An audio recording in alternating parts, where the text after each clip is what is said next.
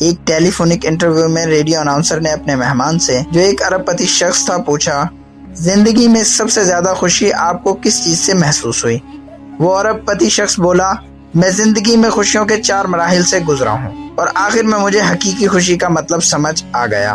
سب سے پہلا مرحلہ مال اور اسباب جمع کرنے کا تھا، لیکن اس مرحلے میں مجھے وہ خوشی نہیں ملی جو مجھے مطلوب تھی۔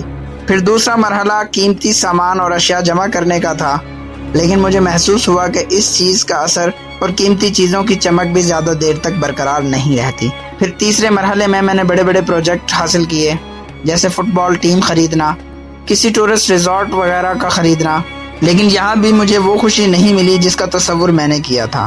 چوتھی مرتبہ ایسا ہوا کہ میرے ایک دوست نے مجھ سے کہا میں کچھ معذور بچوں کے لیے ویل چیئرز خریدنے میں حصہ لوں۔ دوست کی بات ماننے پر میں نے فوراً ویل چیئرز خرید کر دے دی، لیکن دوست کا اصرار تھا کہ میں اس کے ساتھ جا کر اپنے ہاتھ سے وہ ویل چیئرز ان بچوں کے حوالے کروں۔ میں تیار ہو گیا اور اس کے ساتھ گیا۔ وہاں میں نے ان بچوں کو اپنے ہاتھوں سے وہ کرسیاں دیں۔ میں نے ان بچوں کے چہروں پر خوشی کی ایک عجیب چمک دیکھی۔ میں نے دیکھا کہ وہ سب کرسیوں پر بیٹھ کر ادھر ادھر گھوم رہے تھے اور جی بھر کے مزے کر رہے تھے۔ ایسا معلوم ہوتا تھا کہ وہ کسی پکنک اسپاٹ پر آئے ہوں۔ لیکن مجھے حقیقی خوشی کا احساس تب ہوا جب میں وہاں سے جانے لگا اور ان بچوں میں سے ایک نے میرے پاؤں پکڑ لیے۔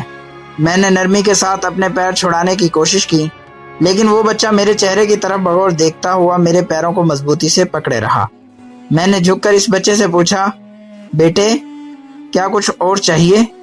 اس بچے نے جو مجھے جواب دیا، اس نے نہ صرف مجھے حقیقی خوشی سے روشناس کرایا بلکہ میری زندگی کو پوری طرح بدل کر رکھ دیا۔